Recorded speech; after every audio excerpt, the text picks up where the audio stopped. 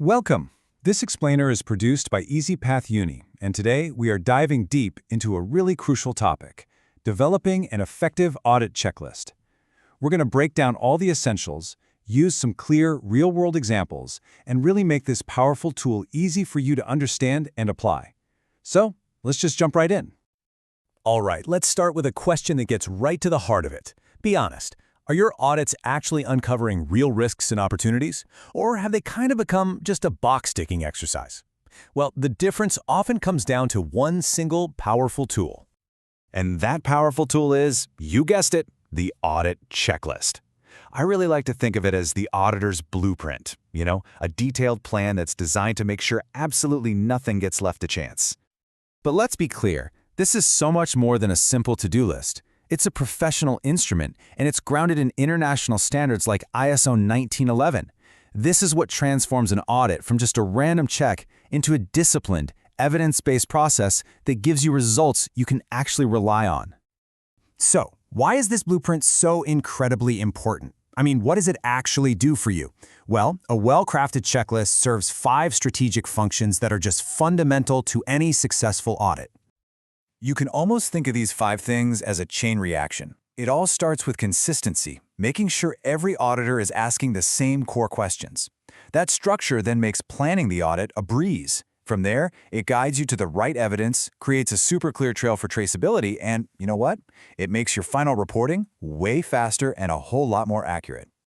And the impact of this is, well, it's huge. This isn't just a theory. Studies have actually shown that organizations using these structured checklists see a 40% improvement in the consistency of their audit outcomes. 40%! That is a massive leap, and it leads directly to more reliable data and, of course, much better decision-making.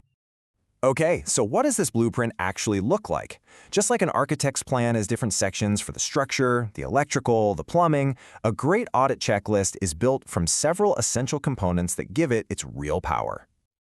The anatomy is pretty straightforward, but it's incredibly powerful. You start with the header, to set the context. Then you have the objectives and criteria. That's the why and the what of your audit. But the real engine room, the heart of it all, is right here. The questions that guide your investigation and the space where you capture all your evidence and findings. Every single part plays a vital role. So, having the right structure is one thing, but the true power of your checklist, the thing that really separates a good audit from a great one, it all lies in the quality of your questions. It really is an art form. And this right here is the principle that should guide everything you do. To get that verifiable evidence, you have to ask questions that demand it. Let's look at a really clear example of what not to do and what you should be doing instead. I mean, the difference is just night and day, right? The weak question, it's just asking for a simple yes or no, which tells you almost nothing. But that strong question, it's open-ended. It forces the person you're auditing to provide proof, to show you the records and to demonstrate not just that they did the action, but that it was actually effective. That's the key. And here's the really crucial part. Every single one of your questions has to be tied directly to a specific clause in the standard you're auditing against. So, for example, a question about document control connects right to ISO 9001's Clause 7.5. And see how you predefine the exact evidence you need to see, like a document register? This whole approach just removes all the guesswork and guarantees a thorough, evidence-based review. Now, of course, not all areas of a business carry the same amount of weight, and that's where a risk-based approach is absolutely key. A really good best practice is to focus the majority of your time and effort, we're talking around 60%, on those high-risk areas where a failure would have the biggest impact. Your checklist has to reflect these priorities. And finally, it's so important to remember that a great checklist is never really finished. The moment you stop updating it, it starts to lose its value. You have to treat it like a living document that evolves right alongside your organization. This really means building a constant feedback loop.